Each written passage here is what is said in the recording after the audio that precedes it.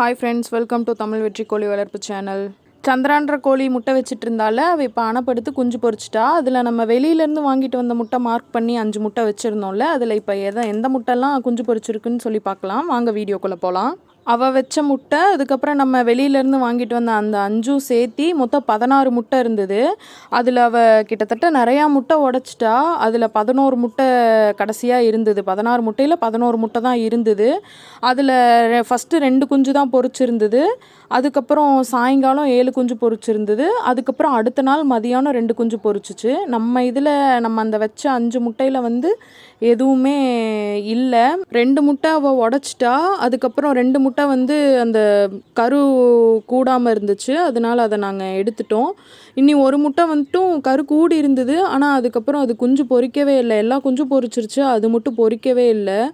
அந்த முட்டையிலேருந்து எந்த சவுண்டும் எதுவும் வரவும் இல்லை. அதனால பாட்டி சொன்னாங்க, நம்மளே அதை ஓப்பன் பண்ணி பார்க்கலாம், ஒருவேளை வெளியில் வரதுக்கு சத்து இல்லாமல் இருக்குதோ என்னமோன்னு சொல்லி நாங்களே ஓப்பன் பண்ணோம். ஆனால் அப்போ குஞ்சு இறந்து தான் இருந்தது முட்டையிலேயே.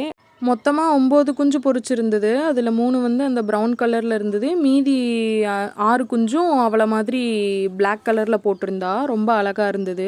2 குஞ்சு படுத்துருக்குல்ல, அது வந்து மதியானம் தான் குஞ்சு பொரிச்சுது. நாங்கள் எடுத்துகிட்டு வந்து வெளியில் வச்சுருந்தோம் கொஞ்ச நேரம்.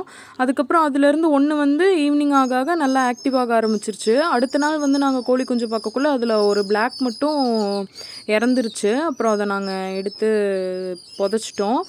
முதல்ல கோழி குஞ்சுக்கு சர்க்கரை தண்ணி தான் வைக்கணும். அதில் தண்ணியில் நாட்டு சர்க்கரையை கலந்து வைக்கணும்னு என் ஹஸ்பண்ட் சொன்னார். அதனால தான் அந்த தண்ணி வச்சோம். எல்லா கோழி குஞ்சும் குடிச்சுது.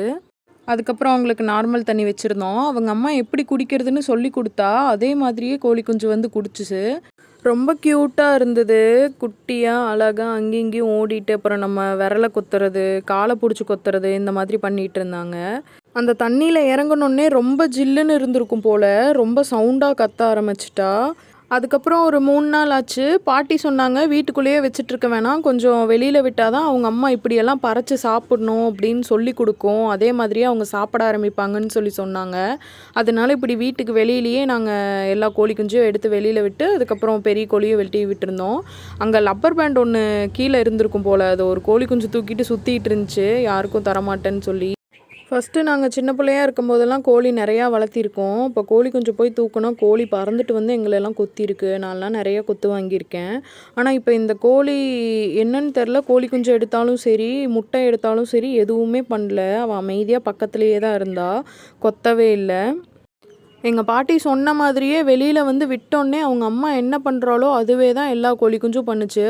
இறெல்லாம் நல்லா எடுக்க ஆரம்பிச்சிட்டாங்க. அதுக்கப்புறம் நாங்கள் போய் ஸ்டார்டர் மட்டும் வாங்கிட்டு வந்தோம். நாங்கள் ப்ரீ ஸ்டார்டர் கேட்டோம், அங்கே கிடைக்கல. அதனால ஸ்டார்டர் வாங்கிட்டு வந்து நாங்கள் ஸ்டார்டர் கொடுக்க ஆரம்பித்தோம். அதுவும் நல்லா சாப்பிட்டாங்க. அப்புறம் என்னாச்சுன்னா, 2 கோழி மட்டும் அப்படியே நல்லா தூங்கிட்டே இருந்தது. அந்த இடத்துல பார்த்தீங்கன்னா தெரியும், கருப்பு கலரில் 2 கோழி தூங்கிட்டே இருந்தது. கொஞ்ச நேரம் போகுது, இறை எடுக்குது, அதுக்கப்புறம் படுத்து தூங்க ஆரம்பிச்சிருது. அப்புறம் தான் என் ஹஸ்பண்ட்ட சொன்னோன்னே, ஏதோ காம்ப்ளெக்ஸ் டானிக்னு சொல்லி எல்லோ கலரில் ஒன்று, அது தண்ணியில் கலந்து கொடுக்க சொன்னார். அதுதான் கலந்து வச்சோம். மருந்தெல்லாம் எப்படி கொடுக்கணும், எவ்வளோ கொடுக்கணும் அதெல்லாம் எனக்கு தெரியாது. என் ஹஸ்பண்ட் தான் எல்லாமே சொல்லி கொடுப்பாரு. இந்த பிரச்சனைக்கு இந்த டானிக் தான், இவ்வளோ எம்எல் கொடு, அந்த மாதிரியெல்லாம் சொல்லுவார். அதனால் நான் அதை கலந்து கொடுப்பேன். இந்த தண்ணி குடிக்கிற சிமெண்ட்டு தொட்டி வந்து அது நானாக மேக் பண்ணது. நெக்ஸ்ட் வீடியோவில் கண்டிப்பாக உங்களுக்கு அப்லோட் பண்ணுறேன். எப்படி பண்ணேன்னு சொல்லி கண்டிப்பாக நெக்ஸ்ட் வீடியோவில் அப்லோட் பண்ணுறேன். இந்த வீடியோவில் பார்த்தீங்கனாலும் தெரியும், பின்னாடி ஒரு பிளாக் கலர் கோழி குஞ்சு அப்படியே குறுகி தூங்கிட்டு இருக்கோம். அதுக்கப்புறம் அந்த காம்ப்ளெக்ஸ் டானிக்கு தண்ணியில் மிக்ஸ் பண்ணி வச்சதுக்கப்புறம் கோழி குஞ்சு எல்லாமே ஓகே ஆகிடுச்சு, நல்லா ஆக்டிவாக இருந்துச்சு. எல்லாருமே அந்த தண்ணியை வந்து குடிக்க ஆரம்பித்தாங்க. ஹாப்பியாக இருந்துச்சு அதை பார்க்குறதுக்கு. நம்ம பண்ண ஒரு பொருள் அது இவங்களுக்கு யூஸ் ஆகுது அப்படிங்கிறப்ப. இந்த தொட்டி செய்கிற வரையுமே அந்த ஃபஸ்ட்டு பார்த்தீங்களே ஒரு பிளேட்டு, அதில் தான் தண்ணி வச்சிட்ருந்தேன். ஒன்று அவங்க அம்மா கொட்டி விட்டுருவா, இல்லை இவங்க எல்லாரும் அதில் ஏறி கொட்டி விட்டுருவாங்க. ஆனால் இது வந்து கொஞ்சம் நல்லா ஸ்ட்ராங்காக இருந்துச்சு. இவங்களுக்காக தான் நான் செஞ்சேன். குட்டியாக அழகாக இருந்துச்சு. இவங்க தண்ணி குடிக்கிறதுக்கு கரெக்டாக இருந்தது அந்த சைஸு. இந்த கோழி மேலே நாங்கள் ஒரு டவுட்லேயே தான் இருந்தோம். ஏன்னா அவள் வைக்கிற முட்டையை அவளே உடச்சி குடிச்சிட்டே இருந்தா, இவள் எப்படி குஞ்சு பொரிஞ்சா அதை எப்படி காப்பாற்றுவா அப்படின்ற ஒரு டவுட்லேயே தான் இருந்தோம். ஆனால் ரொம்ப கவனமாக பார்த்துக்கிறா எல்லா குஞ்சையும்.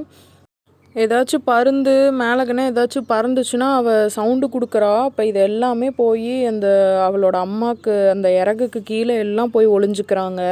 இந்த மாதிரி நிறையா கோழி வீடியோஸ் பார்க்கணுன்னா மறக்காமல் நம்ம சேனலை சப்ஸ்கிரைப் பண்ணிக்கோங்க. இவங்களோட வீடியோவும் நான் நிறையா அப்லோட் பண்ணுறேன்.